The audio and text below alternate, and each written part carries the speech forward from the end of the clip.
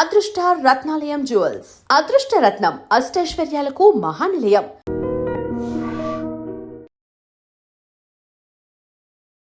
పుట్టకు సంబంధించి ఎన్ని రకాల సమస్యలు మీరు చూస్తూ ఉంటారు? ఈ ప్రాబ్లం ఏంటండి అని అడుగుతాం. అందరూ కంప్లైంట్ ఏంటంటే స్టమక్ పెయిన్ సార్ అంటారు. ఎక్కడ వస్తుంది, అది ఎలా ఉంటుంది? సపోజ్ చెస్ట్ పెయిన్ బర్నింగ్లో ఉందనుకోండి, అది గ్యాస్ ప్రాబ్లం. చెస్ట్ పెయిన్ స్క్వీజింగ్లా ఉంది, జస్ట్ ఒక 30 సెకండ్స్ వచ్చింది, స్వెట్టింగ్ ఉంది, పాల్పిటేషన్స్ ఉన్నాయి, సమ్ గాబరాగా ఉందనుకోండి, అది హార్ట్కి సంబంధించి.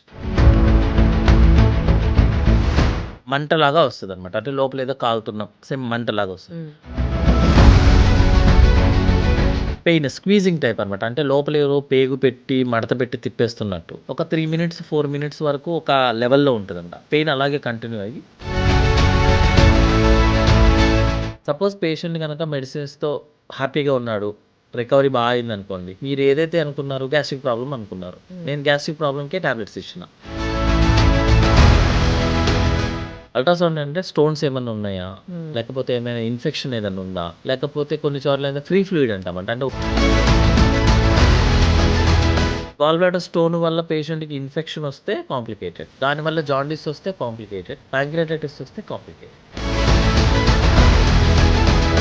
జనరల్గా మేడం, గాల్ బ్లాడర్లో స్టోన్ ఎందుకు వస్తుంది అంటే, జ్యూస్ ఉందో అది థిక్ అయిపోయి స్టోన్ కింద కన్వర్ట్ అవుతుంది. సో ఆల్రెడీ 150 ఇయర్స్ బ్యాకే గాల్ బ్లాడర్ స్టోన్స్ సర్జరీ ఏంటి అంటే గాల్ బ్లాడర్ రిమూవ్ చేయడం.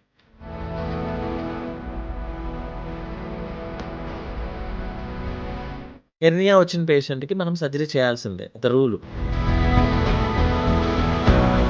జనరల్గా దీన్ని మనము యాక్చువల్గా స్నేక్ థియరీ ఉంటుంది మేడం. యాక్చువల్గా స్నేక్ థియరీ అంటే ఏంటంటే, పాము కాటేస్తే మనిషి ఎందుకు చచ్చిపోతాడు? క్వశ్చన్ నెంబర్ 1, విషంతో చచ్చిపోతాడా, భయంతో చచ్చిపోతాడా?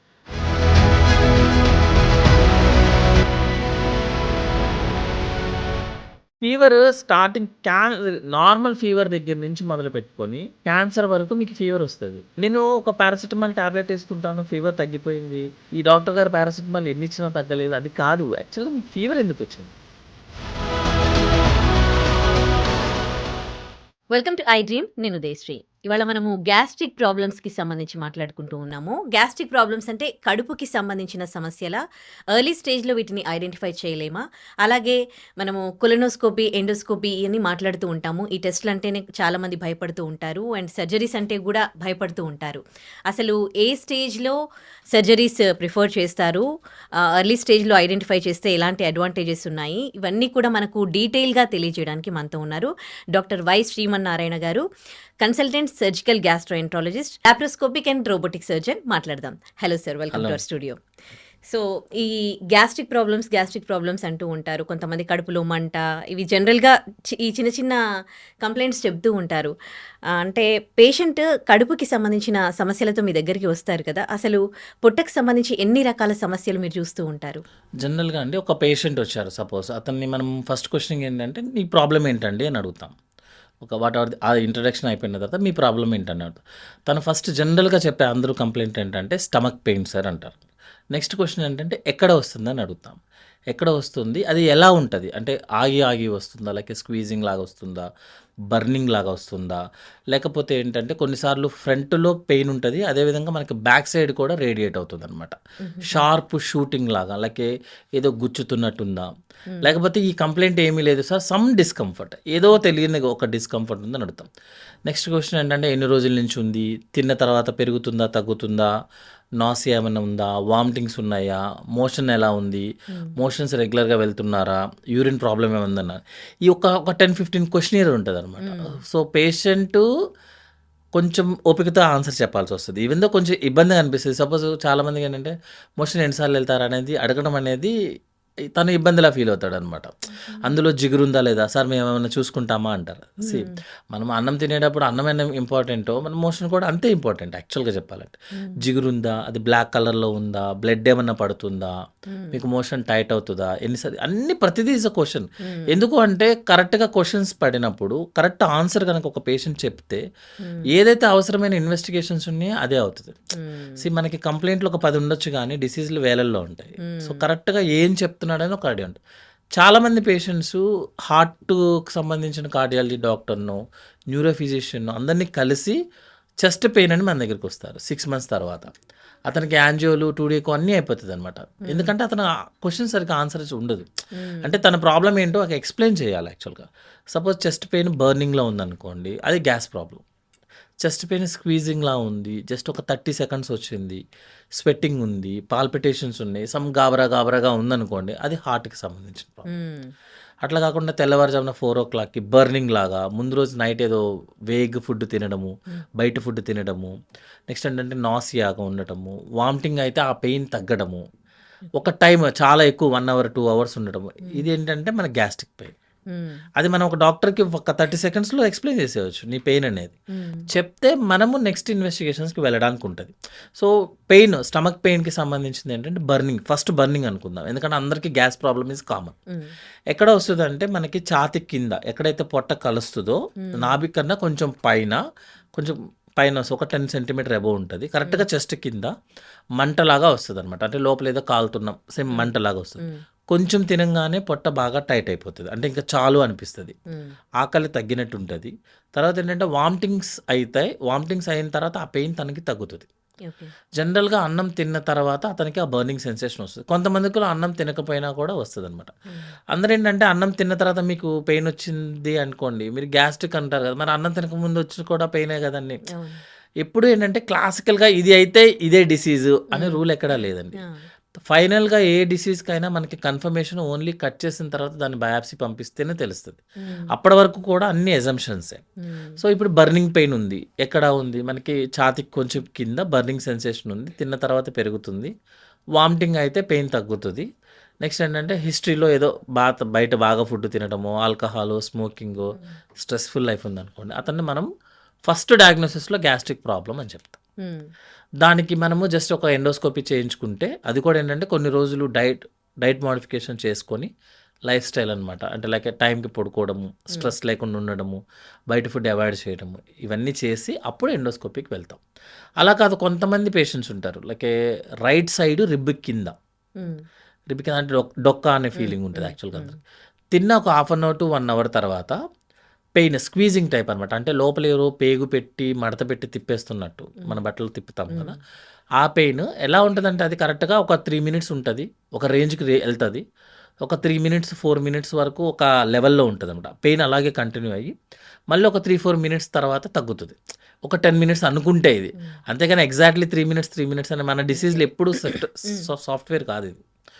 రైట్ సైడ్ రిబ్ కింద ఆ పెయిన్ గనుక వస్తే మనం జనరల్‌గా గాల్ బ్లాడర్‌లో ఏమన్నా స్టోన్స్ ఉండే ఛాన్సెస్ ఉన్నాయని చెప్తాం. ఓకే. ఎందుకంటే అదే విధంగా ఆ పేషెంట్‌కి ఏంటంటే ఎంత డైట్ మోడిఫికేషన్ చేసినా కూడా అతనికి బర్నింగ్ సెన్సేషన్ వచ్చినా కూడా మనం ఎస్‌డిటీ ప్రాబ్లమ్ అని చెప్తాం. అంటే గాల్ బ్లాడర్ ప్రాబ్లమ్ అని చెప్తాం. ఓకే. కానీ క్లాసికల్ కంప్లెయింట్ అయితే మాత్రం రైట్ సైడ్ రిబ్ కింద రావాలి. ఎందుకు సార్ రైట్ సైడ్ రిబ్ కిందే రావాలంటే గాల్ బ్లాడర్ ఉండేది అక్కడే.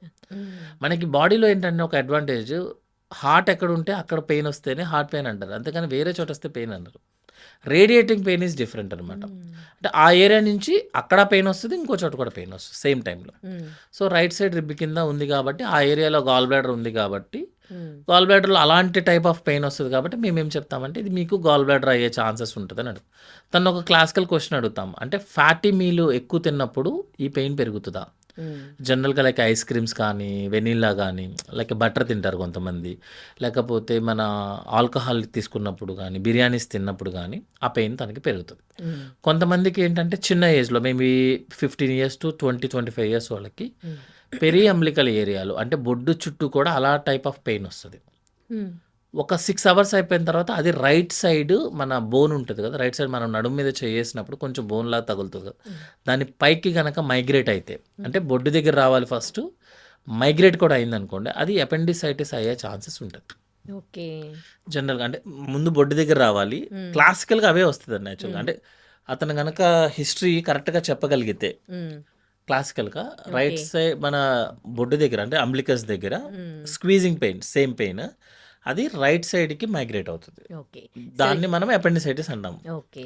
సో, ఈ 3 రకాల ప్రాబ్లమ్స్‌కి 3 రకాలుగా ఉంటాయి పెయిన్స్. పెయిన్స్ అండి. ఓకే.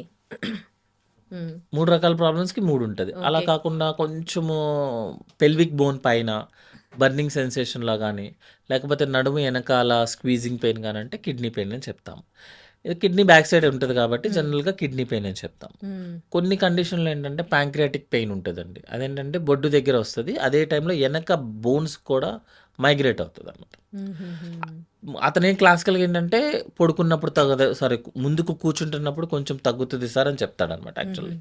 దాన్ని కూడా మనము ప్యాంక్రియాటిక్ టైప్ ఆఫ్ పెయిన్ అని చెప్తారు. హిస్టరీలో ఏంటంటే అతను ఆల్కహాలిక్ హిస్టరీ ఉండాలి.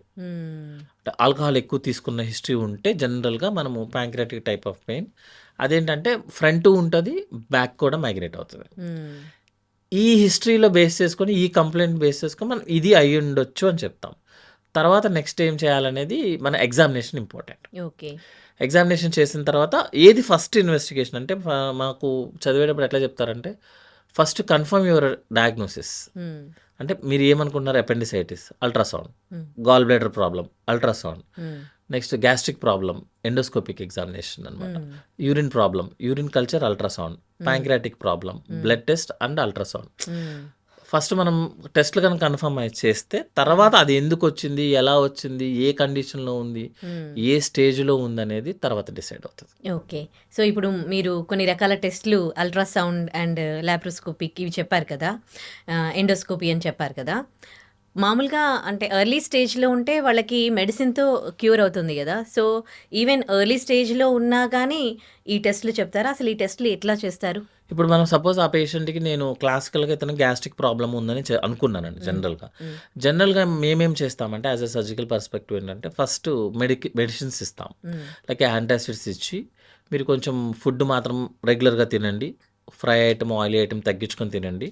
నెక్స్ట్ ఏంటంటే నిద్ర, ఒక 6 hours to 8 hours నిద్ర ఉండాలి. ఆల్కహాల్ స్మోకింగ్ క్విట్ చేయండి, మెడిసిన్స్ రెగ్యులర్గా యూస్ చేయండి అని చెప్తాం.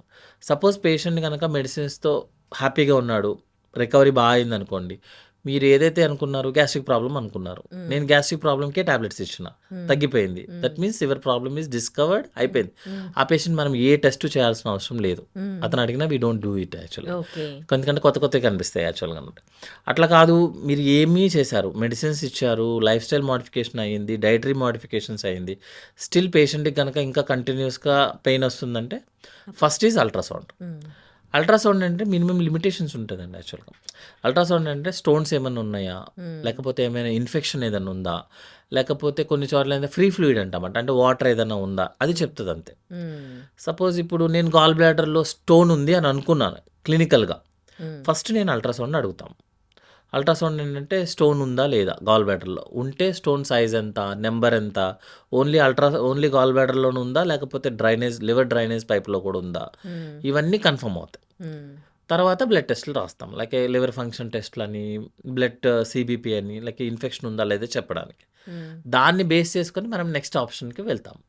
అంతేగాని డైరెక్ట్గా ఒక పేషెంట్ రాగానే నీకు ఈ ప్రాబ్లం ఉంది, ఈ మెడిసిన్స్ వాడేసుకో, లేకపోతే నీకు ఈ ప్రాబ్లం అయ్యే ఛాన్సెస్ ఉంది, సర్జరీ చేయించేసుకో, అట్లా ఉండదండి. ఓకే. సో ఫస్ట్ మనం గాల్ బ్లాడర్ స్టోన్స్ గురించి మాట్లాడుకుందాం. ఈ మధ్యకాలంలో ఈ ప్రాబ్లమ్స్ కూడా చాలా ఎక్కువ మందికి పెరిగిపోతూనే కొంతమంది గాల్ బ్లాడర్ తీయించుకోవడం జరుగుతుంది. అసలు అంటే అంత ఫైనల్ స్టేజ్ వరకు కూడా వాటి సిమ్టమ్స్ మనకి తెలీదా? ఎర్లీ స్టేజ్లో డయాగ్నోస్ చేయలేమా మనం? జనరల్గా గాల్ బ్లాడర్ అనేది మనం క్లాసికల్ సిమ్టమ్ అయితే రైట్ సైడ్ రిబ్ కింద పెయిన్ వస్తుందండి తిన్న తర్వాత. చాలామందికి ఏంటంటే ఒక 50% వాళ్ళకి జస్ట్ లైక్ ఇండైజెషన్ ప్రాబ్లంలా వస్తుంది. జనరల్గా మనకున్న సెటప్లో ఏంటంటే ఇండైజెషన్ అనగానే గ్యాస్ ప్రాబ్లము, మెడిసిన్స్ యూస్ చేస్తాము, తగ్గిపోతుంది. అలా కంటిన్యూస్గా మెడిసిన్స్ యూస్ చేస్తాం కానీ స్కాన్ చేయించుకోము, ఎందుకంటే భయం ఉంటుంది. స్కాన్ చేయించుకుంటే ఇప్పుడు ఏం బయటపడతాయో, దానికి మనం ఏమి సర్జరీ చేసుకోవాలో ఉంటుంది కదా. సో అందుకని కొంచెం లేట్ చేస్తారు. కానీ జనరల్గా గాల్ బ్లాడర్ది పెద్ద కాంప్లికేట్ అయిపోయే కండిషన్స్ ఏం రావు.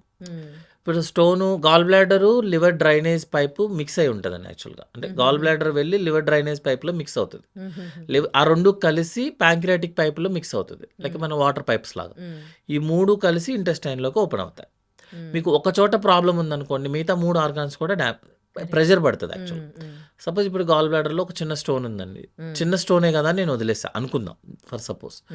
నెక్స్ట్ కొన్ని రోజుల తర్వాత ఆ స్టోన్ వచ్చి లివర్ డ్రైనేజ్ పైప్లో పడుతుంది, దానివల్ల మనకి జాండీస్ వస్తుంది. ఓకే.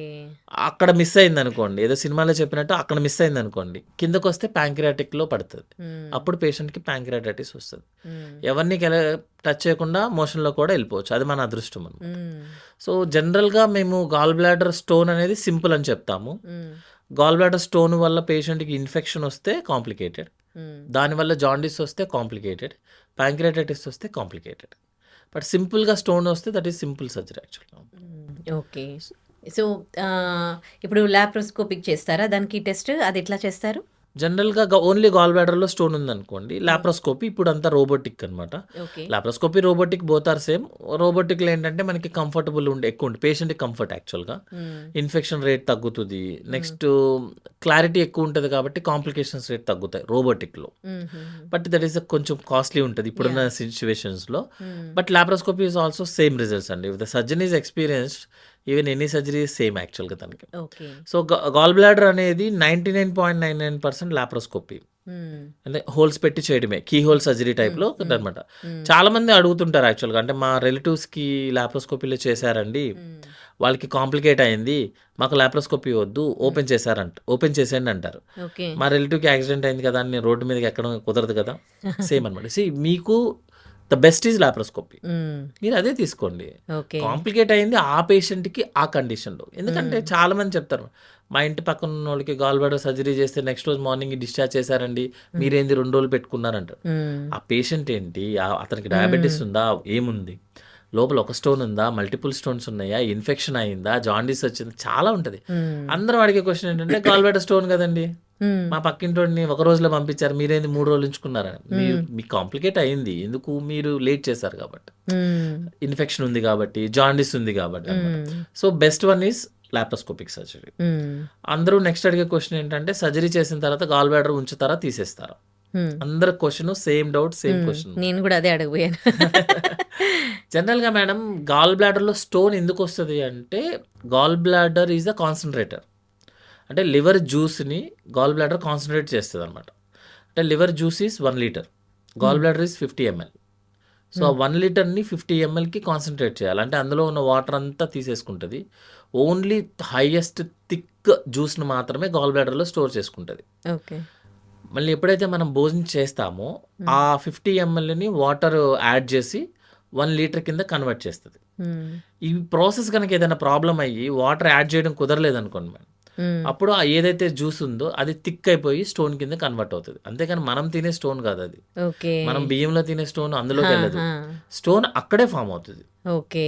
క్రిస్టల్స్ అనమాట. So, okay. ఆ స్టోన్స్ కూడా చాలామంది కొన్ని బిలిరూబిన్ స్టోన్స్ అంటే హార్డ్ స్టోన్స్ ఉంటాయనమాట యాక్చువల్లీ. అదేంటంటే మన బాడీలో ఉన్న కాన్సంట్రేటర్ వల్లే. అది ఒక్కసారి డ్యామేజ్ అయితే అది లైఫ్ లాంగ్ అయిపోయినట్టే. Once for all. హ్మ్. సో, ఇప్పుడు సపోజ్ నేను అనుకుందాం. ఎవరైనా రిక్వెస్ట్ చేసి మా గాల్ బ్లాడర్ మాకు ఉంచేయండి. మీరు తీసుకోవద్దన్నారనుకోండి. హ్మ్. నేను ఓపెన్ చేసి గాల్ బ్లాడర్‌లో ఉన్న స్టోన్ రిమూవ్ చేసేసాను. హ్మ్. గాల్ బ్లాడర్ ఆల్రెడీ పని చేయట్లేదు కాబట్టి 2 నెలలకే మళ్ళీ స్టోన్ వస్తది. Because it is not working properly. హ్మ్. ఇంకొకటేంటంటే గాల్ బ్లాడర్ జ్యూస్ ఈజ్ థిక్‌గా ఉండి ఆయిలీ టైప్ అనమాట. సపోజ్ నేను గాల్ బ్లాడర్ ఓపెన్ చేసి లోపల ఉన్న స్టోన్ తీసేసాను. హ్మ్. అది స్టోన్ తీసేసిన ఏరియా నేను సూచర్ వేయాలి కదా! హ్మ్. సూచర్ వేయాలంటే నీడిల్ ఉపయోగించాలి. నీడిల్‌కి హోల్ పడతది కదా! వేసేటప్పుడు. అవును. ఆ హోల్‌లో నుంచి గాల్ బ్లాడర్ జ్యూస్ లీక్ అయిపోతది. అవును. సో, ఆల్రెడీ 150 ఇయర్స్ బ్యాకే గాల్ బ్లాడర్ స్టోన్స్ సర్జరీ ఏంటి అంటే గాల్ బ్లాడర్ రిమూవ్ చేయరు. ఓకే. బట్ ఆల్రెడీ నేను పని చేయని ఒక పార్ట్‌ని తీస్తున్నాను కాబట్టి మీకు సైడ్ ఎఫెక్ట్స్ ఏమి రావు. మరి ఆ పని చేయాల్సింది అది లివర్ డ్రైనేజ్ పైప్ ఉంటది మేడం. జనరల్‌గా గాల్ బ్లాడర్ సర్జరీ చేయకముందు liver drainage pipe normal diameter is 6 mm. Hmm. Surgery చేసిన తర్వాత నార్మల్ డయామీటర్ ఈస్ 10 ఎంఎం. అంటే గాల్ బ్లాడర్ చేయాల్సిన పని లివర్ డ్రైనేజ్ చేస్తది. పైప్ చేస్తది యాక్చువల్‌గా. ఓహోహో! Okay. But it will take 1 month time యాక్చువల్‌గా. ఓకే. సో, అందుకని సర్జరీ అయిన తర్వాత పేషెంట్ వాళ్ళని ఒక 1 మంత్ వరకు ఫ్రై ఐటెమ్, ఆయిలీ ఐటెమ్ తినొద్దని చెప్తాము. ఓకే. తప్ప గాల్ బ్లాడర్ సర్జరీ చేసుకున్నారు, గ్యాస్ట్రిక్ ప్రాబ్లమ్స్ ఎక్కువైపోయాయంటే హ్మ్. మీరు 1,00,000 మంది బయట వెళ్ళే వాళ్ళని మీకు గ్యాస్ట్రిక్ ప్రాబ్లమ్స్ సంవత్సరంలో ఎన్ని సార్లు వస్తదంటే any person, any normal person at least 5-6 times అని చెప్తాడు గ్యాస్ట్రిక్ ప్రాబ్లమ్. హ్మ్. అంతే తప్పించి గాల్ బ్లాడర్ వల్ల వచ్చే గ్యాస్ట్రిక్ ప్రాబ్లమ్ కాదది యాక్చువల్‌గా. అవును. That is gastric problem is very common. Common. అవును. Okay. So, gall bladder is the safest surgery. Okay. లాప్రోస్కోపీలోనే maximum laparoscopy. Okay. If you want more comforts go for robotic surgery యాక్చువల్‌గా. Okay. ఇంకోటేంటంటే gallbladder సర్జరీలో gall bladder remove చేయాల్సిందే. అది వేరే option, వేరే అంటే క్వశ్చనే లేదు actually. అంటే స్టోన్స్ కొన్ని ఫామ్ అయినా ఎక్కువైనా కానీ గాల్ బ్లాడర్ రిమూవ్ చేయాల్సిందే వన్స్. స్టోన్ ఒక్కటి ఫామ్ అయినా 10 ఫామ్ అయినా surgery is no difference ma'am. Okay. Stone 20 centimetre ఉన్నా 1 సెంటీమీటర్ ఉన్నా నో అసలు. అంటే గాల్ బ్లాడర్ లో మీకు ఒక ప్రాబ్లం ఉంది, కొన్నిసార్లు స్టోన్స్ ఉండవు మేడం, ఓన్లీ పాలిప్స్ ఉంటాయి. పాలిప్స్ అంటే ఎక్స్ట్రా గ్రోత్ ఉంటాయి అనమాట. దానికి కూడా మనం రిమూవ్ చేయాల్సిందే. ఎందుకంటే నేను అదే చెప్తున్నాను కదా, నేను స్టోన్ ఓపెన్ చేస్తాను, తీస్తాను, ఆ హోల్ ని మూయాలి కదా, అవును అదే. అది స్టిచ్ చేయాలి కదా, ఆ స్టిచ్ కి హోల్ లో నుంచి లీక్ అయిపోతుంది. So okay. కంపల్సరీగా గాల్ బ్లాడర్ అంటే రిమూవ్ చేయాల్సిందే. ఓకే. ఇప్పుడు హెర్నియా ఉంటుంది, just for completion sake hernia వచ్చిన పేషెంట్ కి మనం సర్జరీ చేయాల్సిందే, ద రూల్. లాప్రోస్కోపీ మాక్సిమం లాప్రోస్కోపీలోనే చేస్తాము, కంఫర్టబుల్ ఇస్ రోబోటిక్ సర్జరీ. అందులో మెష్ పెట్టాల్సిందే. హెర్నియా అంటే మెష్ పెట్టాల్సిందే, అది సర్జరీ అంతే. మీరు ఓపెన్ చేయించుకోండి, లాప్రోస్కోపీ చేయించుకోండి, రోబోటిక్ చేయించుకోండి, సర్జికల్ గ్యాస్ట్రో చేయించుకోండి, లాప్రోస్కోపీకి రోబోటిక్ ఎవరి దగ్గరైనా చేయించండి, సర్జరీ చేంజ్ అవ్వదు. మెష్ పెట్టాల్సిందే. కొంతమంది మెష్ పెడితే ఏదైనా ఇన్ఫెక్షన్స్ వస్తుందా అంటే అదే సర్జన్ హెడ్ ఏక్. Mesh rule is rule, mesh పెట్టాల్సిందే. ఓకే. సో గాల్ బ్లాడర్ అంటే సర్జరీ చేసుకొని గాల్ బ్లాడర్ రిమూవ్ చేయాల్సింది. ఆ తర్వాత ఒకసారి గాల్ బ్లాడర్ రిమూవ్ చేశాక ఒక 1 మంత్ కొంచెం మీరు చెప్పిన డైట్ ఫ్రై ఫాలో అయితే ఐటమ్, చాలు. ఆయిల్ ఐటమ్ అంటే జనరల్ గా ఫ్రై ఐటమ్ తినొద్దని చెప్తాం మేడం, మిగతా అంతా సేమ్. ఓకే. మన దగ్గర ప్రాబ్లం ఏంటంటే కొంచెం కర్డ్ తినండి అంటే 3 పూట్ల కర్డ్ తింటారు. ఓకే. అదేంటంటే కర్డ్ కొంచెం యాడ్ చేసుకోండి అంటే 3 పూట్ల కర్డ్, కొంచెం లైట్ గా ఉప్పు కారం తగ్గించండి అంటే అసలు ఉప్పు కారం లేకుండా పేషెంట్ కి పెడతారు పాపం. అంటే ఆల్ ప్రయోగాలు పేషెంట్ మీదే చేస్తాం మనం ఇంట్లో అనమాట. వారేమో నెక్స్ట్ రివ్యూకి వచ్చి సార్ మీరు ఉప్పు కారం తగ్గిమన్నారు, వీళ్ళేమో తిండే పెట్టలేదు, నాకు నీరసం వస్తుందని అతను అంటాడు. ప్రాబ్లం వరకు తెచ్చుకున్నాక ఓవర్ డైట్లు, ఓవర్ ఓవర్ కాన్షియస్, లేకపోతే అండర్, అదే కదా, న్యూట్రల్ గా మాత్రం మనం అదే ఉండం కదా. actually. ఓకే. సో ఈ గాల్ బ్లాడర్ స్టోన్స్ ఎవరికైతే ఫామ్ అవుతూ ఉన్నాయో అంటే ఎలాంటి వారిలో ఫుడ్ ఇంపాక్ట్ కూడా ఉంటుంది, అంటే ఫుడ్ వల్ల ఈ స్టోన్స్ ఫామ్ ఫుడ్ అవుతున్నాయా వల్ల లేకపోతే? పేషెంట్ కి కంప్లైంట్ వస్తుంది తప్ప ఫుడ్ వల్ల స్టోన్ ఫామ్ అవుతుంది మేడం. అది పాత రోజుల్లో ఉండేది, ఫిమేల్ ఒక 40 మీల్స్ తీసుకుంటే 40 ఇయర్స్ ఉంటే 4 చిల్డ్రన్స్ ఉంటే అని ఎఫ్ఎన్ అనేవాళ్ళం. ఇప్పుడున్న లేటెస్ట్ గైడ్ లైన్స్ ప్రకారం ఏంటంటే స్టోన్ ఫామ్ అవడానికి మీ ఫుడ్కి సంబంధం లేదు. వన్స్ స్టోన్ ఫామ్ అయిన తర్వాత కాంప్లికేషన్స్ రావడానికి మన food reason. Like oily food, fatty food తిన్న వాళ్ళకి గాల్ బ్లాడర్ స్టోన్స్ వల్ల కాంప్లికేషన్స్ రావటము, కంప్లైంట్ రావడం జరుగుతుంది. స్టోన్ మాత్రం మీ ఫుడ్ వల్ల లేదా మీ హ్యాబిట్స్ వల్ల రాదు. ఓకే. సో స్క్వీజింగ్ పెయిన్ ఉంటుంది ఇక్కడ రిబ్ కేజ్ దగ్గర చెప్తూ ఉన్నారు కదా, అంటే ఎర్లీగా స్టోన్ చిన్నగా ఫామ్ అయినప్పుడే పెయిన్ స్టార్ట్ అవుతుందా లేకపోతే అది ఇది ఒక పెద్దగా చిన్నది పెరిగాక? ఏమొస్తుంది అంటే, మీరు బెలూన్ ఒకసారి చూస్తే మన బెలూన్ బాగా గ్యాస్ ఫిల్అప్ చేసిన తర్వాత నెక్ దగ్గర బ్లాక్ చేశారనుకోండి, మీరు ఎంత గట్టిగా బ్లాక్ చేస్తే బెలూన్ అంత బరస్ట్ అవడానికి ఛాన్సెస్ ఉంటుంది. యాక్చువల్లీ గాల్ బ్లాడర్ అంటే లైక్ బెలూన్, దానికి ఎగ్జిట్ పాయింట్ ఎంట్రీ పాయింట్ ఒకటే. దాంట్లోకి జ్యూస్ రావాలన్నా దాంట్లోంచి జ్యూస్ బయటికి వెళ్ళాలన్నా ఒకటే. సపోజ్ ఒక చిన్న స్టోన్ ఉంది madam, suppose like 3 to 4 mm ఉంది యాక్చువల్గా, వచ్చి ఎగ్జాక్ట్లీ ఆ ఎంట్రీ పాయింట్ ఎగ్జిట్ పాయింట్లో ఇరుక్కుపోయింది అనుకుందాం స్టోన్.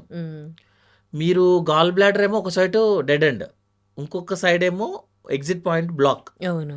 గాల్ బ్లాడర్ యొక్క ఫంక్షన్ ఏంటంటే పంపింగ్ అనమాట. అంటే మన బెలూన్ ని లైక్ ఆటోలో ప్రెస్ చేస్తుంటారు కదా, లైక్ సేమ్ థింగ్ అనమాట.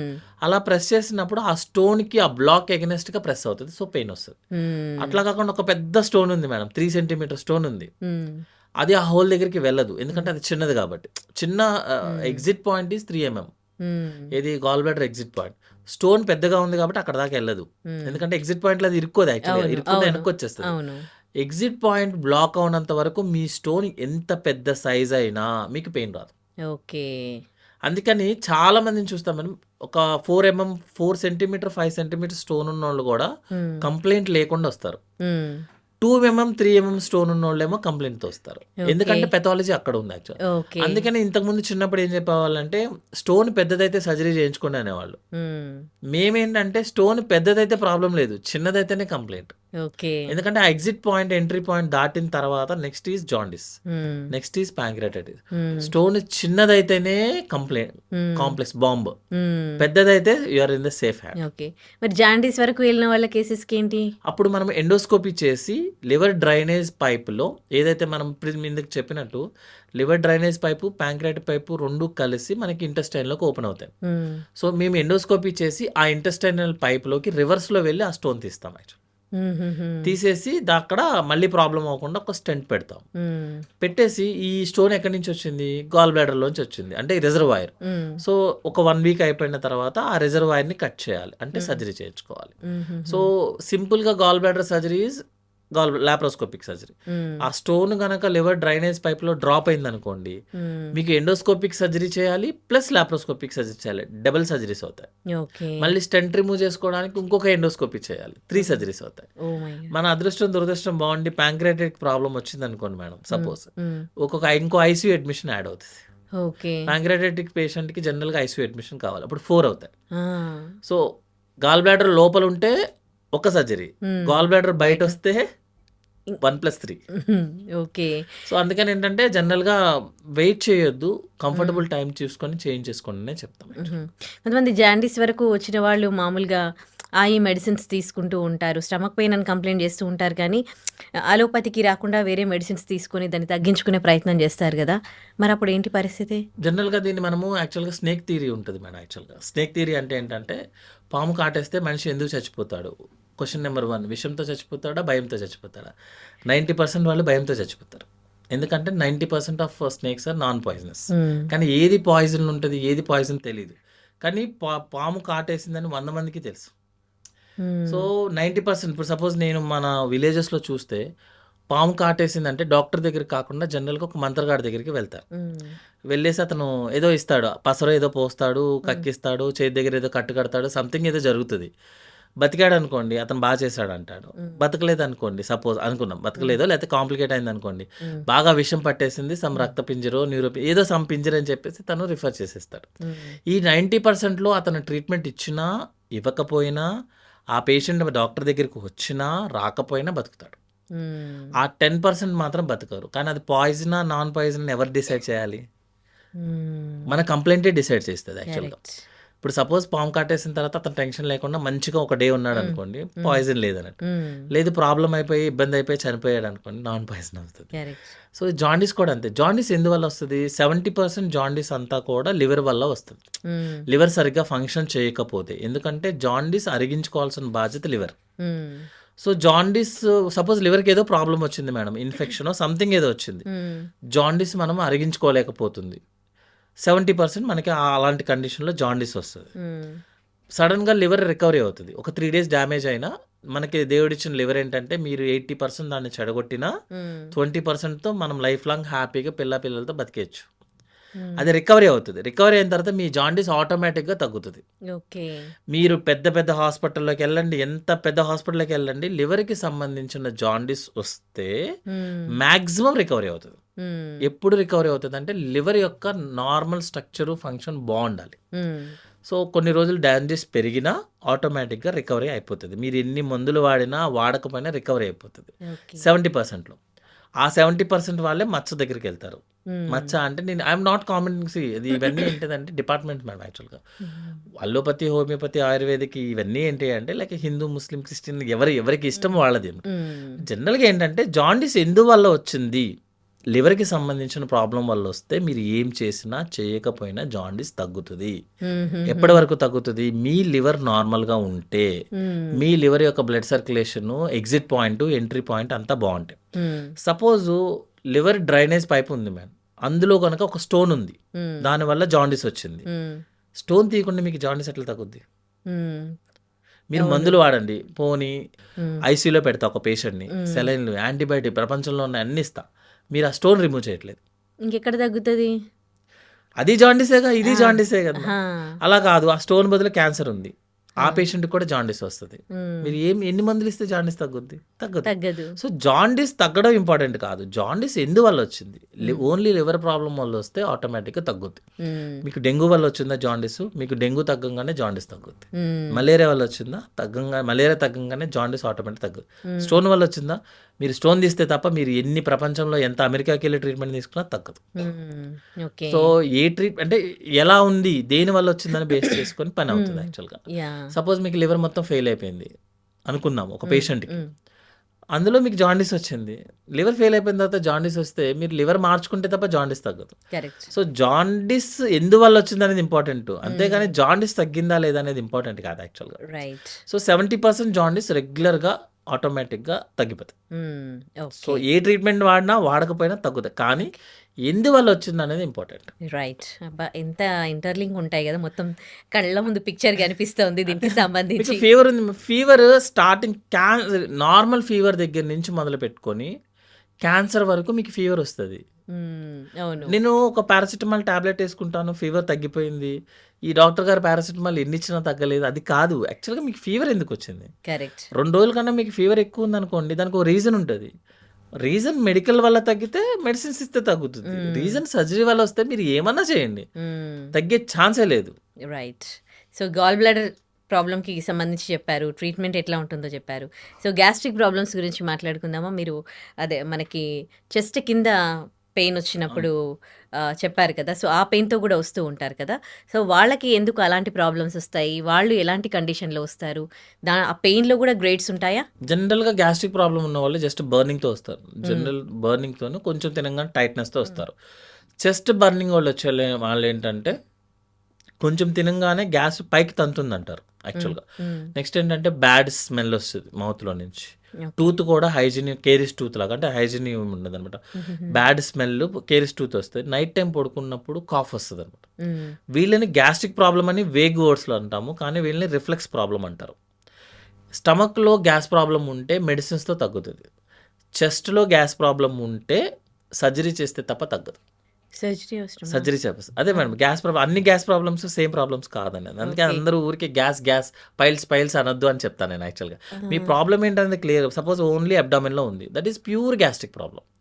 నేను గ్యాస్ ప్రాబ్లం అన్నా, గ్యాస్ట్రిక్ ప్రాబ్లం అన్నా, ఎండోస్కోపీ చేసే అల్సర్ ఉన్నన్నా, లేకపోతే లే పర్సన్ తిన్నది అరగలేదండి, అది దట్ ఈజ్ ఈక్వల్ టు ఎండోస్కోపీలో అల్సర్. అయ్య బాబాయ్ అల్సర్ వచ్చేసిందని జనాలు గొడవ చేస్తారు. Ulcer is equal to gas problem. అది ఓన్లీ మీకు మెడిసిన్స్ యూస్ చేస్తే చాలు, సర్జరీ అసలు చెయ్యం మనం. అల్సర్స్కి సర్జరీ చెయ్యం యాక్చువల్గా, మెడిసిన్స్ యూస్ చేస్తే తగ్గిపోతుంది. మీ కంప్లైంట్ చెస్ట్లో ఉంది, మీ కంప్లైంట్ గొంతులో ఉంది, మీ కంప్లైంట్ నైట్ టైం కాఫ్ వస్తుంది అంటే మీరు సర్జరీ చేస్తే తప్ప అవి తగ్గవు యాక్చువల్గా.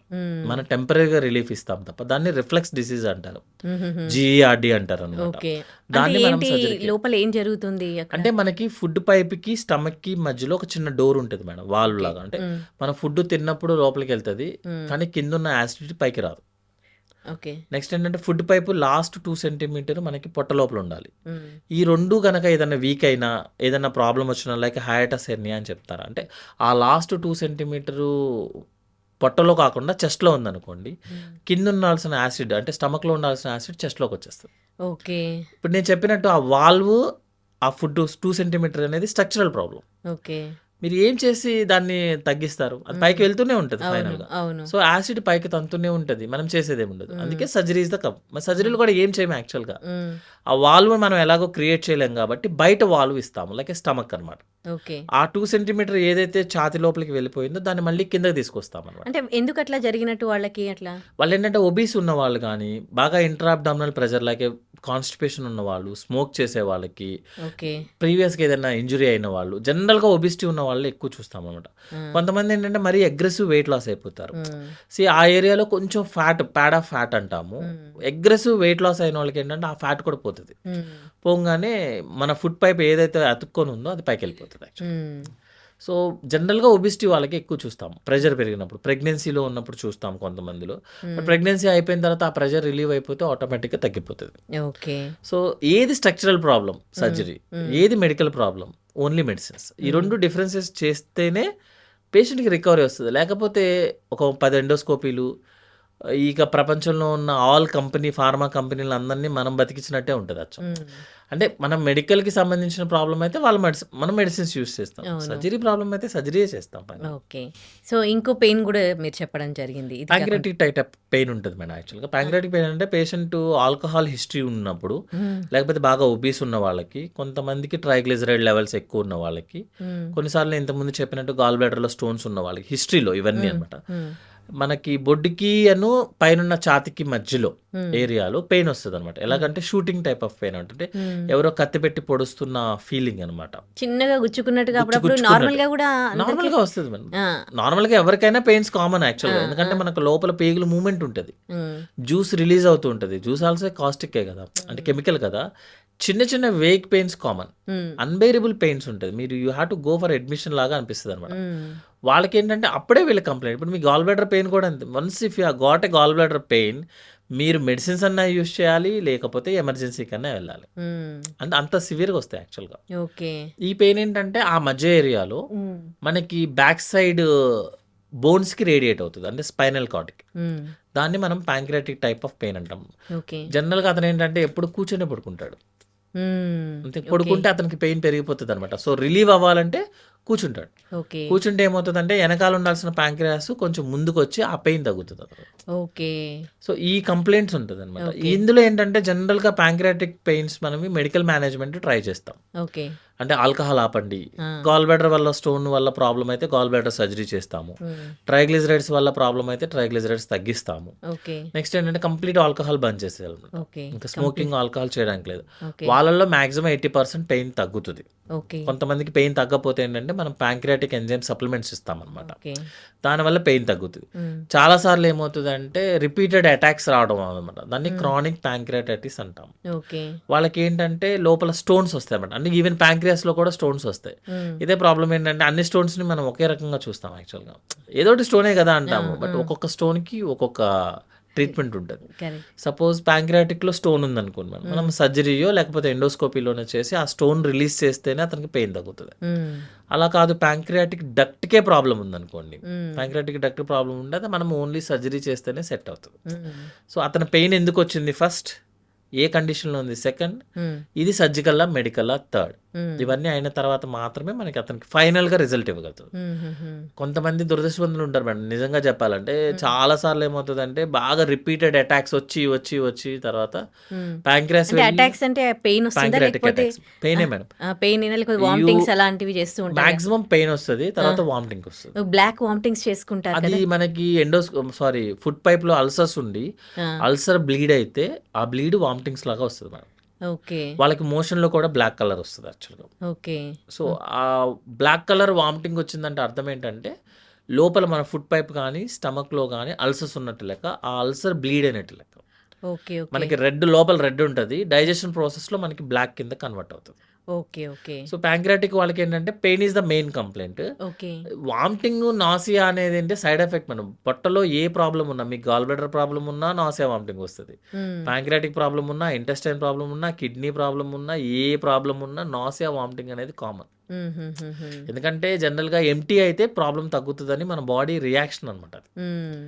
సో ఈ రిపీటెడ్ అటాక్స్ వచ్చిన వాళ్ళకి ఏంటంటే కొంతమందికి మనం ఎన్ని ట్రీట్మెంట్ ఇచ్చినా కూడా ఆ పెయిన్ తగ్గదు. హ్మ్. అప్పుడు న్యూరో బ్లాక్స్, నర్వ్ బ్లాక్స్ అలా ట్రీట్మెంట్ వెరీ రేర్గా జరుగుతుంది యాక్చువల్లీ. ఓకే. ఓకే. కిడ్నీలో స్టోన్స్ ఉన్న వాళ్ళకేమో మనకి వెనక నడుము మీద, అంటే మనం నడుము వెనకాల చేతులు పెట్టుకుంటే సైడ్ హ్మ్. ఎక్కడైతే హ్యాండ్స్ టచ్ అవుతాయో దట్ ఈస్ కిడ్నీ పెయిన్స్. హ్మ్. స్టోన్స్ కనుక కిడ్నీలో లేకుండా కొంచెం కిందగా డ్రాప్ అవుతున్నాయి అనుకోండి, హ్మ్. సేమ్ హ్యాండ్ మనం తంబ వెనకాల ఉంటుంది, హ్యాండ్ ముందు పెట్టుకుని నడుము చేస్తాం హ్మ్. పెట్టుకుంటాం కదా, హ్మ్. హ్మ్. కరెక్ట్గా తమ్ము ఉండే ప్లేస్లో కిడ్నీ, ఫ్రంట్ ఫింగర్స్ ఉండే ప్లేస్లో యూరిటర్ ఉంటుంది. హ్మ్. సో పెయిన్ మనకి కనుక ముందుకు రేడియేట్ అవుతుంది అనుకోండి, మనకి యూరిటర్ అంటే కిడ్నీ డ్రైనేజ్ పైప్లో పెయిన్ ఉన్నట్టు, స్టోన్ ఉన్నట్టు లెక్క. ఓకే. అంటే జస్ట్ ఫర్ అవేర్నెస్ అంతే అనమాట. అంతే, లేకపోతే ఏమొద్దంటే మొత్తం ఊరంతా తిరిగి తర్వాత యూరాలజిస్ట్ దగ్గరికి వెళ్తాం. తెలియాలి కదా, అంటే ఏ తెలియాలి. పెయిన్ ఎక్కడ See, వస్తుంది, మనకి లా ఎలా తెలియాలి, రూల్స్ ఎలా తెలియాలో మన కంప్లైంట్ మనకి కరెక్ట్ తెలియాలి కరెక్ట్ యాక్చువల్గా. తెలియాలి, ఒక అవేర్నెస్. అవేర్నెస్. సో మనకి తంబు బ్యాక్ సైడ్ పెట్టుకున్నప్పుడు వెనక వస్తే కిడ్నీ పెయిన్, అది కనుక ముందు అదే పెయిన్ ఉండి ముందుకు వస్తుంది అనుకుంటే దట్ ఈస్ యూరిటర్ పెయిన్. ఇంకా లాస్ట్ కొంతమందికి పెనిస్ దగ్గర లేకపోతే వెజానా దగ్గర కూడా పెయిన్ వస్తుంది అనమాట. అని అర్థం ఏంటంటే ఆ స్టోన్ ఆల్మోస్ట్ ఆ ఏరియాకి రీచ్ అయిపోయినట్టు లెక్క అనమాట. ఓహోహో. దాన్ని బేస్ చేసుకుని మన యూరాలజిస్ట్ మీట్ అయితే if the pain is bearable pain maximum మెడికేషన్స్తో తగ్గిస్తాము. లేదు అనుకుంటే చిన్న ఎండోస్కోపీ లాగా వెనక నుంచి, అంటే యూరిటర్లో నుంచి కూడా కెమెరా పెట్టి స్టోన్స్ రిమూవ్ చేసేస్తాం. ఓకే, అదేం పెద్ద ప్రాబ్లం ఏం కాదు అసలు అయితే. యూరాలజీకి అన్ని ఇప్పుడు మనకి ప్రాబ్లం ఏదో ఐడెంటిఫై అయితే అన్ని వితౌట్ కటింగ్ మేడం, అన్ని లోపల ఏదైతే ట్యూబ్ లో బ్లాక్ ఉంది బ్లాస్ట్ చేసి ఆ ట్యూబ్ మనకి బయటకి కనిపిస్తుంటది కదా, బ్లాస్ట్ చేయడము, ట్యూబ్ లోంచి వెళ్ళడము, స్టోన్స్ తీసేయడం, చిన్న స్టెంట్ పెట్టడం, మళ్ళీ కొన్ని రోజులు ఎంత చేస్తారు. ఓకే. నెగ్లెక్ట్ చేసుకుంటా కిడ్నీలు పాడు చేసుకోవడం అనేది కరెక్ట్ కాదు. ఓకే. ఓకే, వాటికి ఏమైనా సిమ్టమ్స్ అని తెలిస్తే, అంటే జస్ట్ పెయిన్ వచ్చి అది పెయిన్ సివియర్ గా సివియర్ అయిపోతుంది మేడం. ఆ! సో, బ్లాక్ అవుతది. యూరిన్ అవుట్‌పుట్ తగ్గిపోతది. హ్మ్. యూరిన్ బర్నింగ్ వస్తుంటది. ఫీవర్ వస్తుంటది. హ్మ్. ఇవన్నీ వస్తే దట్ ఈస్ ద కిడ్నీలో ప్రాబ్లమ్ ఉన్నట్టు. కిడ్నీ స్టోన్స్ వల్ల వచ్చిన ప్రాబ్లమ్ ఉన్నట్టు లెక్క. ఓకే. అప్పుడప్పుడు యూరిన్‌లో బ్లడ్ వస్తది. మనం అబ్జర్వ్ చేసుకోవాలి. వాటర్ ఎంత ఇంపార్టెంటే యూరిన్ సేమ్. హ్మ్. ఫుడ్ ఎలా ఇంపార్టెంటే మన ఫుడ్డే మనము సో, ఇఫ్ యూ సీ మనం అవన్నీ చూస్తూ ఉన్నాం అనుకోండి. యెల్లో కలర్‌లో ఉండాల్సిన మోషన్ గనక బ్లాక్ కలర్‌లోకి వస్తే సంథింగ్ ఈస్ దేర్. హ్మ్. అంతేగాని మీరెప్పుడైనా మోషన్‌లో బ్లాక్ వచ్చిందంటే అవన్నీ మేమెందుకు చూస్తామంటే ఎవరు చూస్తారు? మనమే అది. చూడాలి యాక్చువల్లీ. కరెక్ట్. హ్మ్. అంతేగాని వేరే వాళ్ళొచ్చి చూడరు కదా! మనమే హ్మ్. చూసుకుంటే మన ప్రాబ్లమ్ ఏదో ముందే తెలిసిపోతది. అంటే ఇప్పుడు మనం తినే ఆహారాన్ని బట్టి మన మోషన్ ఉంటుంది కదా! సో, ఇప్పుడు ఒకవేళ అంటే బ్లాక్‌కి సంబంధించినవి ఏమైనా తిన్నా గాని మనకి బ్లాక్ లాగా ఉంటుంది కదా! సో మనకి ఫుడ్డులో బ్లడ్‌కి సంబంధించిన ప్రొడక్ట్ ఉంటే మాత్రమే జెట్ బ్లాక్ అంటే హెయిరీ బ్లాక్. హ్మ్. కంప్లీట్ బ్లాక్ వస్తది. ఓకే. ఫుడ్‌లో బ్లడ్‌కి సంబంధించింది. ఎందుకు స్పెసిఫిక్‌గా చెప్తున్నానంటే, మన ఫుడ్ పైప్‌లో ఏదన్నా క్యాన్సర్ లాగో, అల్సర్ లాగో వచ్చి బ్లీడ్ అయింది. హ్మ్. అది బ్లాక్ కింద కన్వర్ట్ అవుద్ది. Z block, hairy block. Hmm. అలా కాకుండా కొంతమంది మటన్‌కి సంబంధించిన దాంట్లో ఆ బ్లడ్‌కి సంబంధించిన ఒక ప్రొడక్ట్ తింటాం మనం. లివర్ లాంటిది. లివర్‌కి లాంటిది ఒకటుంటది. అది ఆ! తింటాం. ఆ రోజు కూడా అతనికి బ్లాక్ వస్తది. ఆ! ఐరన్ టాబ్లెట్ యూజ్ చేస్తారు కొంతమంది. ఆ! ఐరన్ టాబ్లెట్‌లో కూడా కంప్లీట్ బ్లాక్ కలర్ రాదు. అంటే హెయిరీ బ్లాక్ కలర్ రాదు. కొంచెం బ్రౌనిష్ వస్తది. ఓకే. బీట్రూట్ ఒకటి తినే వాళ్ళకి కూడా ఆ! అంతే వస్తది. కొంచెము అంటే కలర్ చేంజ్ అవుతది. హ్మ్. కానీ కంప్లీట్‌గా బ్లాక్ కలర్ రాదు. ఓకే. హుహుహు. మిగతా ఏ ప్రొడక్ట్ వల్ల కాదు కదా! దేనివల్ల నేను ముందు రోజు ఆరెంజెస్ తిన్నా, అది ఆరెంజ్ కలర్‌లో ఉంది. నా మోషన్ రాదు మేడం. హ్మ్. It's impossible. మిగతా ఏ ప్రొడక్ట్ అయినా సరే యెల్లో కలర్ రావాల్సిందే. హ్మ్. ఇప్పుడు మీరు ఐరన్ టాబ్లెట్స్ ఏసుకున్నారు. అది కూడా బ్లాక్ కాదు. యాక్చువల్‌గా లిటిల్ బ్రౌనిష్ కలర్‌లో వస్తది. హ్మ్. మీరు ఓన్లీ బ్లడ్‌కి సంబంధించి blood product are blood bleeding తప్ప హ్మ్. మిగతా దేని వల్ల రాదు. అది మనల్ని మనం మోసం చేసుకోవడం. ఓకే. అంటే నేను నిన్న అది తిన్నాను కాబట్టి అదే. ఇదొచ్చింది. అదే. యాహ్! అట్లా మాత్రం that is the wrong way actually. Okay. ఇకపోతే పైల్స్, ఫిషర్స్, ఫిస్టులాకి సంబంధించి మాట్లాడుకుందాం. దాంట్లో కూడా అంతే ఎవరికీ అవగాహన ఉండదు. వచ్చిన వాళ్ళకి గానీ, అండ్ సఫర్ అవుతూ ఉన్న వాళ్ళకి గానీ, పైల్స్, ఫిషర్స్, ఫిస్టులా అంటే ఒకటే అనుకుంటారు. ఇవి 3 డిఫరెంట్ అని నేను చాలా సార్లు విన్నాను.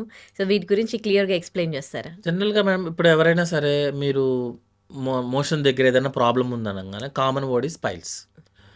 సెకండ్ థింగ్ ఏంటంటే, ఇప్పుడున్న సిట్యుయేషన్స్ ప్రకారము ఎగ్జామినేషన్ చేయడం అనేది కొంచెం తగ్గింది. టు బి ఫ్రాంక్ అంతే. హ్మ్. ఈవెన్ పేషెంటు ఒప్పుకోవట్లేదు ఎగ్జామినేషన్ చేయనివ్వడానికి. హ్మ్. ముందు మెడిసిన్స్ ఇవ్వండి సార్. హ్మ్. తగ్గకపోతే మేము వచ్చి హ్మ్. మళ్ళీ చెక్ చేపించుకుంటాము. లేకపోతే హ్మ్. చూపించుకుంటామని. హ్మ్.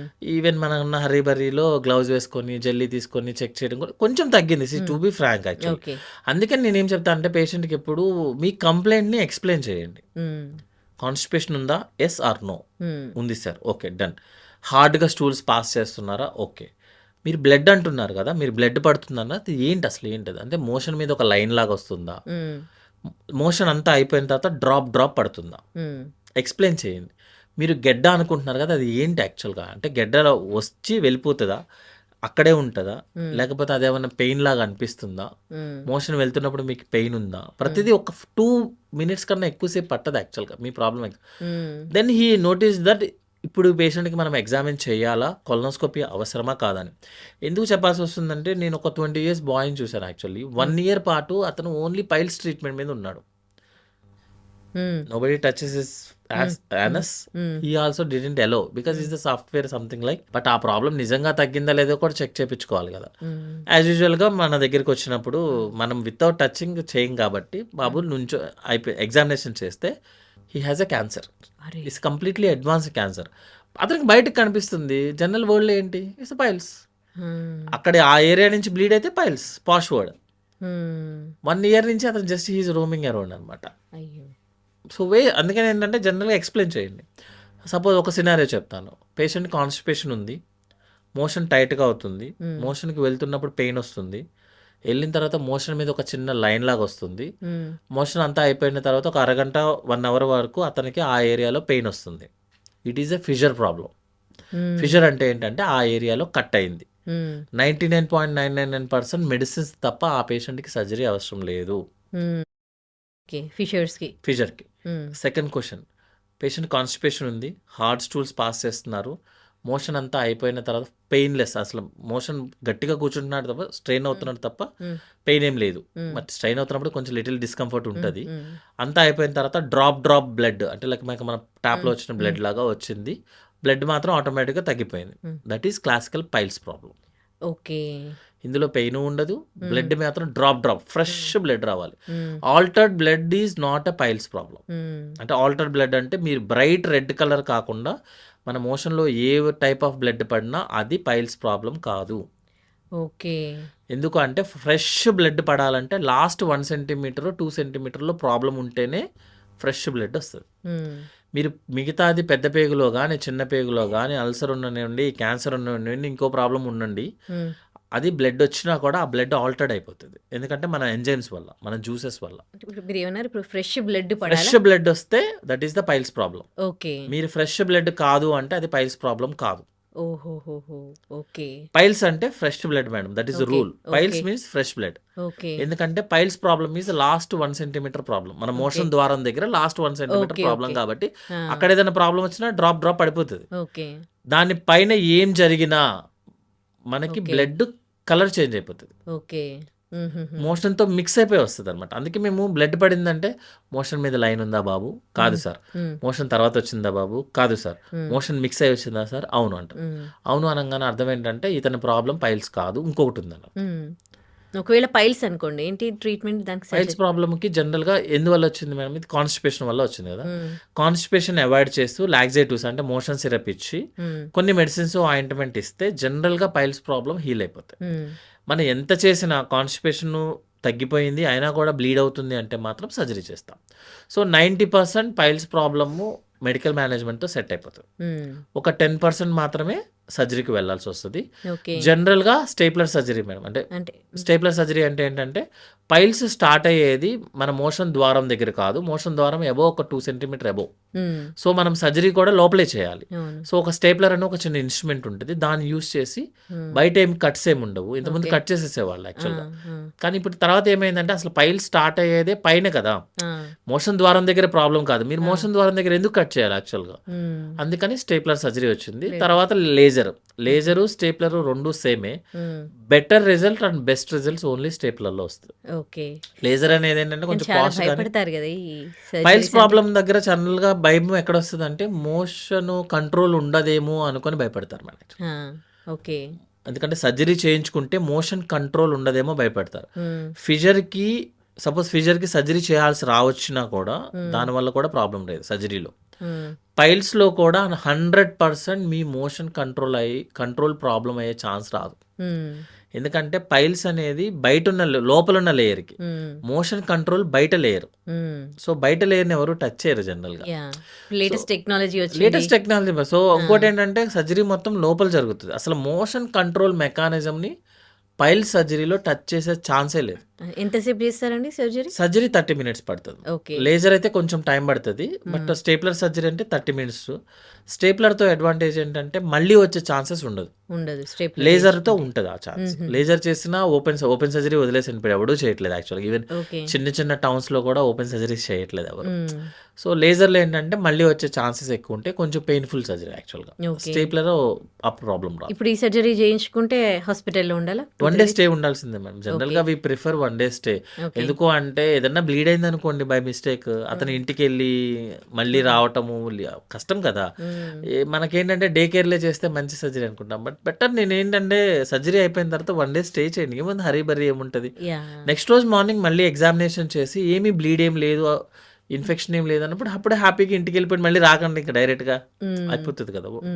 థర్డ్ ప్రాబ్లం ఏంటంటే ఫిస్టులా అంటే ఏంటంటే మనకి మోషన్ ద్వారం దగ్గర కొంచెం అబోవ్ ఇన్ఫెక్షన్ ఏదైనా వస్తే అదొక చీమగడ్డలాగా మారి మనకి చర్మంకి కొంచెం బయట పగులుతుంది మేడం. ఇప్పుడు మీకు చేతికి కానీ ఎవరికైనా చేతికి ఇన్ఫెక్షన్ వచ్చింది అనుకోండి, జనరల్గా 3-4 days సైజ్ పెరుగుతుంది. సడన్గా ఒక రోజు దానికి కొంచెం నార్మల్గా వచ్చి పగిలిపోతుంది చీమగడ్డ. మనకి చర్మం దగ్గర వచ్చే చీమ అయితే అలా పగులుతుంది. మోషన్ ద్వారం దగ్గర వచ్చే చీమగడ్డ ఏంటంటే కొంచెం ఒక దూరంలోకి వెళ్ళి పగులుతుంది అనమాట. అది మెకానిజమే అది యాక్చువల్గా. చాలా మంది అడుగుతారు, సార్ ఎందుకు వచ్చింది సార్ మాకు ఫిస్టులా అని. బాబు నీకు సంబంధం లేదు, నీ ఫుడ్కి సంబంధం లేదు. ఆ ఏరియాలో ఇన్ఫెక్షన్ వచ్చింది, అది చీమ్ కింద మారింది, పగిలింది. చీమ్ కింద మారితే దాన్ని పెరియానల్ యాప్సిస్ అంటాం, అది పగిలితే దాన్ని ఫిస్టులా అంటాం. సో చీమ్కి మనం సర్జరీ చేయాల్సిందే, ఫిస్టులా చీమ్కి మనం సర్జరీ చేయాల్సిందే. మనం ఎందుకంటే దాన్ని కంట్రోల్డ్గా ఇంజురీ చేయాలి, అంటే కంట్రోల్గా ఓపెన్ చేయాలి. ఓకే. అలా కాకుండా నేచురల్ వేలో కనుక పగిలించి ఓపెన్ అయింది అనుకోండి మేడం యాప్సిస్, అది కాంప్లెక్స్ ఫిస్టులా కింద మారుతుంది. సో యాప్సిస్ వచ్చిన చాలా మంది ఏంటంటే యాప్సిస్ ఉన్నప్పుడు సర్జరీ చేయించుకుంటారు, అది పగిలి ఫిష్లా కింద మారిపోతుంది ఆటోమేటిక్గా. సార్ ఆ సారు సో అండ్ సోకో సారు సర్జరీ చేశారు, హీల్ అవ్వలేదు సార్, మాకు మళ్ళీ ఫిష్లా కింద వచ్చింది అంటారు. యాక్చువల్గా పెరియానల్ యాప్సిస్ ప్లస్ ఫిష్లా రెండు కామన్, రెండు కలిసే వస్తాయి యాక్చువల్గా. ఓకే. మనం బయట ఫస్ట్ డే నువ్వు చూసేది పెరియానల్ యాప్సిస్, 3 నెలల తర్వాత నువ్వు చూసేది ఫిస్టులా. అంతేగాని రెండు వేరు వేరు కాదు, సర్జరీ కాంప్లికేషన్ వల్ల కాదు, రెండు ఒకటే యాక్చువల్గా. రెయిన్బోలో ఎలాగైతే 7 రంగులు ఉంటాయో ఇది సేమ్. ఆ ప్రాబ్లంకి మీకు యాప్సిస్ ఉంటుంది, కొన్ని రోజులు ఆగితే ఫిస్టులా కూడా ఉంటుంది.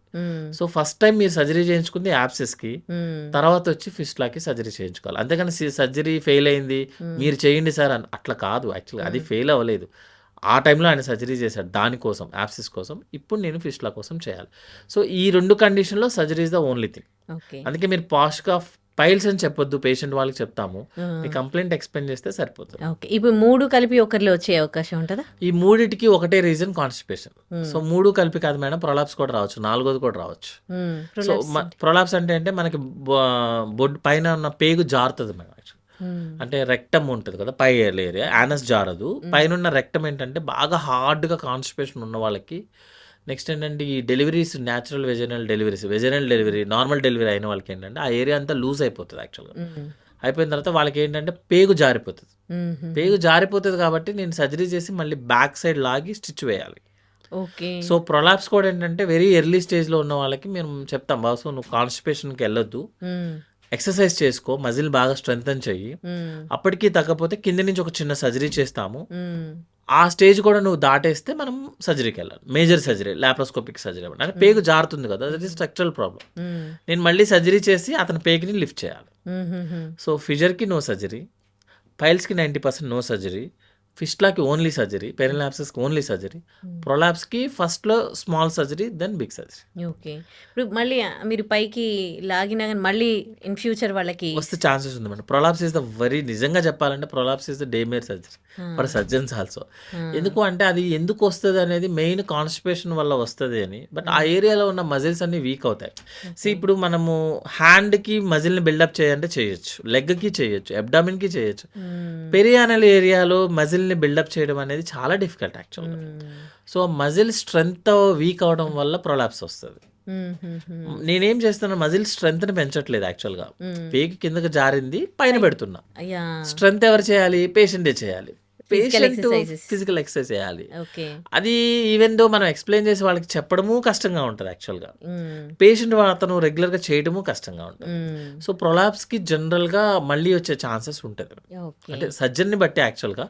సో ప్రొలాప్స్ అనేది ఈ మధ్య బాగా తగ్గింది యాక్చువల్లీ, బట్ ఫిస్టులా బాగా పెరిగింది. సాఫ్ట్వేర్ కూర్చొని ఎంప్లాయీస్ అందరికీ ఫిస్టులా ఛాన్సెస్ ఉన్నాయి. టైట్ డ్రెస్సింగ్స్ వేసుకునే వాళ్ళకి జనరల్గా ఫిస్టులాస్ వస్తాయి. రైట్. ఇక స్టమక్కి సంబంధించిన ప్రాబ్లమ్స్లో అపెండిసైటిస్ కూడా ఎక్కువ మంది సఫర్ అవుతూ ఉంటారండి. సో దాని పెయిన్కి సంబంధించి సిమ్టమ్స్ డిఫరెంట్గా ఉంటాయా? జనరల్గా అపెండిసైటిస్ కాన్స్టిపేషన్ ఉన్న వాళ్ళకి ఎక్కువ వస్తుంది యాక్చువల్గా. అంటే హార్డ్ స్టూల్స్ ఉన్న వాళ్ళకి అపెండిసైటిస్ వచ్చే ఛాన్సెస్, హాస్టల్స్. నెక్స్ట్ మేము చాలా అబ్జర్వేషన్ ఏంటంటే ఎగ్జామ్ గోయింగ్ ఇంకా బాగా ఎగ్జామ్ ఉన్నప్పుడు వాళ్ళు వాటర్ తాగరు, ఏమి ఉండరు, వాళ్ళకి ఎక్కువ ఛాన్సెస్ ఉంటుంది యాక్చువల్గా అనమాట. ఎందుకంటే కాన్స్టిపేషన్ హార్డ్ స్టూల్స్ ఉన్నప్పుడు అపెండిక్స్ ఉన్న ఏరియాలో కూడా మోషన్ ఒకటి బాగా స్టక్ అయిపోయి కొంతమంది సీడ్స్ ఊరికే సీడ్స్ ఎక్కువ తింటారు అనుకోండి, కొన్నిసార్లు సీడ్స్ అక్కడ బ్లాక్ అవడం వల్ల కానీ, కాన్స్టిపేషన్ వెరీ హార్డ్ కాన్స్టిపేషన్ ఉన్నప్పుడు ఆ ఏరియాలో మోషన్ హార్డ్ అయ్యి స్టక్ అవుతుంది అనమాట. స్టక్ అయినప్పుడు అపెండిసైటిస్ ఇన్ఫెక్షన్ వస్తుంది. జనరల్గా 24 hours పెయిన్ అంటారు, 24 గంటలు కడుపులు నొప్పి అనమాట. అది జనరల్గా ఏంటంటే బొడ్డు దగ్గర ఫస్ట్ స్టార్ట్ అవుతుంది, ఒక 6 hours అయిన తర్వాత రైట్ సైడ్కి షిఫ్ట్ అయిపోతుంది. మనం జనరల్గా ఏంటంటే అపెండిసైటిస్ ఇన్ఫెక్షన్ వచ్చిన వాళ్ళకి ఫస్ట్ అల్ట్రాసౌండ్ చెప్తాము. ఎగ్జామినేషన్ ఎట్లాగో చేస్తాము, ఎగ్జామినేషన్ చేసినప్పుడు రైట్ సైడ్ బొడ్డుకి రైట్ సైడ్లో నొప్పి వస్తుంది, మనం టచ్ చేసిన పెయిన్ వచ్చిందంటే ఇంకా అతనికి అపెండిసైటిస్ మ్యాక్సిమం కన్ఫర్మేషన్ అవుతుంది. అల్ట్రాసౌండ్తో మనకి అపెండిసైటిస్ ఉందా లేదా కన్ఫర్మేషన్. సైజుని బట్టి మనము ఎమర్జెన్సీ కాదా అని డిసైడ్ చేస్తాం యాక్చువల్గా. Suppose normal appendix size 3 mm ఉంటుందండి. కొంచెం ఒక 7 mm వరకు వచ్చింది అనుకోండి, ఇట్స్ మైల్డ్ ఇన్ఫెక్షన్ కింద లెక్క. మోర్ దాన్ 7 to 10 వస్తే మోడరేట్, మోర్ దాన్ 10 వస్తే ఇంక మీరు ఎమర్జెన్సీలో చేయించుకోమని చెప్తాం.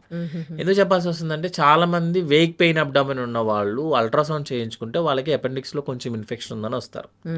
కొంతమంది బయట ఫుడ్ నిన్న మొన్న తినేసి ఒక 2-3 లూజ్ మోషన్స్ అయ్యాయి అనుకోండి, వాళ్ళకి కూడా మనం అల్ట్రాసౌండ్ చేస్తే మైల్డ్ అపెండిసైటిస్ ఇన్ఫెక్షన్ అని వస్తుంది. అంటే లైక్ 4 mm 5 mm అట్లా వస్తుంది. వాళ్ళు ఏంటంటే జనరల్గా మెడిసిన్స్ వాడుకోండి అని చెప్తాం. బయట ఫుడ్ ఏం తినొద్దు, మెడిసిన్స్ వాడుకోండి అని.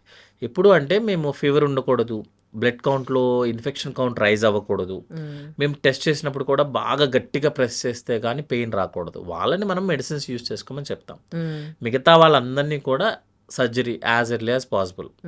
ఎందుకంటే ఒక సైజు దాటిన తర్వాత అది బరస్ట్ అయిపోతే ఫస్ట్ ఏమో లాప్రోస్కోపీ చేసి మొత్తం ఇన్ఫెక్షన్ ఏదైతే ఉందో మొత్తం రిలీజ్ చేయాలి. తర్వాత డ్రైన్స్ పెట్టాలి. కొన్ని రోజుల తర్వాత ఆ డ్రైన్ చాలాసేపు ఉంటుంది. నిజంగా ఒక 10 నిమిషాలు to 15 minutes అయిపోయే సర్జరీ మీకు 1 hour 2 hours 3 hours దాటేస్తుంది. Patient stay కూడా 1 day స్టే ఉండాల్సిన, అంటే సింపుల్ అయితే 1 day స్టే ఉండాల్సిన అతను నెగ్లెక్ట్ చేస్తే 7 days స్టే అయిపోతుంది. తర్వాత రికవరీ కూడా బాగా లేట్ అయిపోతుంది. ఎందుకంటే అపెండిక్స్ అనేది క్రూషియల్ ఏరియాలో ఉంటుంది. పెద్ద పేక్కి చిన్న పేక్కి జంక్షన్లో ఉంటుంది. సో వెరీ మైల్డ్ ఇన్ఫెక్షన్ ఉన్న వాళ్ళు, ఫీవర్ కౌంట్ లేదు, ఇన్ఫెక్షన్ కౌంట్ ఏం పెరగలేదు, మేము ఎగ్జామినేషన్ చేసినప్పుడు పెయిన్ కూడా కొంచెం తక్కువే ఉంది అంటే వాళ్ళని మనం మెడికల్ మేనేజ్మెంట్ అని చెప్తాం. మళ్ళీ నెక్స్ట్ టైం అటాక్ రిపీట్ అయింది అనుకోండి, కంపల్సరీగా సర్జరీ అని చెప్తాం. But to be frank, appendicitis ఒకసారి వస్తే జనరల్గా రిపీట్ అయ్యే ఛాన్సెస్ ఉంటుంది. ఇంకో ప్రాబ్లం ఎక్కడ వస్తుందంటే ఈజీగా ట్రావెల్ చేసే వాళ్ళు కొంతమంది ఉంటారు. యాక్చువల్గా వాళ్ళకి ఏంటంటే అపెండిసైటిస్ ఇన్ఫెక్షన్ రాగానే సర్జరీ చేయించుకోమని చెప్తాం. ఎందుకంటే అది 24 hours to 48 hours చేయాలి. అతను ఎక్కడికో లడక్కో వెళ్తారు జనరల్గా, లేదా ఏదైనా తీర్థయాత్రలకి వెళ్తారు. ఎమర్జెన్సీ సర్వీసెస్ ఉండని ప్లేస్లకి వెళ్తే ప్రాబ్లం అవుతుంది. కొంచెం ఎక్కువ ఇన్ఫెక్షన్ ఉన్న వాళ్ళకి కౌంట్ పెరిగింది అనుకోండి, మీరు ఊరికి ఎక్కువ ఆలోచించొద్దు, సర్జరీ చేయించుకోండి అని. ఇప్పుడు ఇక రేపు మార్నింగ్ ఎగ్జామ్ ఉంది అన్న వాళ్ళకి ఏంటంటే హై యాంటీబయాటిక్స్ ఇస్తాం. నేను ఈరోజు సర్జరీ చేసి అతను ఎగ్జామ్ ప్రాబ్లం అయింది అనుకోండి, అతనికి మళ్ళీ ఇంకో 1 year రాయాలి కదా. వాళ్ళకి ఏంటంటే రేపు మార్నింగ్ వరకు వెయిట్ చేసి యాంటీబయాటిక్స్ పెట్టి ఎగ్జామ్ అవ్వగానే మళ్ళీ సర్జరీకి వెళ్ళిపోతాం. ఏంటి మరి ఎందుకు సర్జరీ వన్స్ చేసినాక కూడా మళ్ళీ రిపీటెడ్గా ఈ ప్రాబ్లం వస్తుంది వాళ్ళకి? అపెండిక్స్ ఒకసారి సర్జరీ చేస్తే మళ్ళీ రాదు మేడం. అపెండిక్స్ పెయిన్ ఒకసారి వస్తే మనం మందులు యూజ్ చేసి తగ్గించుకుంటే మళ్ళీ రిపీట్ అయ్యే ఛాన్సెస్ ఉంటుంది. ఓకే, సర్జరీలో మనం అపెండిక్స్ రిమూవ్ చేసేస్తాం. యాక్చువల్లీ సర్జరీలోనే అపెండిసైటిస్ అంటే అపెండిక్స్ రిమూవ్ చేయాల్సిందే. సో అన్నెసెసరీ రిమూవ్ చేసుకోకూడదు అని చెప్తున్నాను నేను. సో వేగ్ ప్రాబ్లం ఉందని చిన్న చిన్న ఇన్ఫెక్షన్ కు వద్దు, మేజర్ ఇష్యూ ఉన్నప్పుడు చేయించుకోండి. రిపీటెడ్ గా ఇన్ఫెక్షన్ వస్తే మాత్రం కంపల్సరీగా చేయించుకోండి. ఎందుకంటే ఇంతకుముందు ఏం చేసేవాళ్ళంటే ఏదో సర్జరీ చేస్తూ అపెండిక్స్ ఖాళీగా ఉంది కదా అని తీసేసేవాళ్ళు. ఇప్పుడు ఎవరం చేయట్లేదు అట్లా. ఎందుకంటే దానికి ఒక ఫంక్షన్ ఉంటుంది యాక్చువల్గా. అంటే దానివల్ల అల్సరేటివ్ కోలైటిస్ అనే ఒక డిసీజ్ రాదని ఒక రూల్ ఉంది. సో అవసరమైతేనే సర్జరీ. సో మైల్డ్ ఇన్ఫెక్షన్ ఉన్న వాళ్ళు యాంటీబయాటిక్స్ యూస్ చేసుకుంటే సరిపోతుంది. ఎక్కువ ఇన్ఫెక్షన్స్ ఉన్న వాళ్ళు surgery is the common. But repeat అయ్యే ఛాన్సెస్ ఉంటుంది. ఎందుకు రిపీట్ అవుతుంది? మీరు కాన్స్టిపేషన్ వస్తే రిపీట్ అవుతుంది. సో అది రాకుండా చూసుకోండి. ఎందుకంటే అది కూడా వేస్ట్ ఆర్గన్ కాదు యాక్చువల్గా, దానికి కూడా ఒక ఫంక్షన్ ఉంది యాక్చువల్. అందుకని వెయిట్ చేయండి అని చెప్తాం అనమాట. రైట్. Thank you.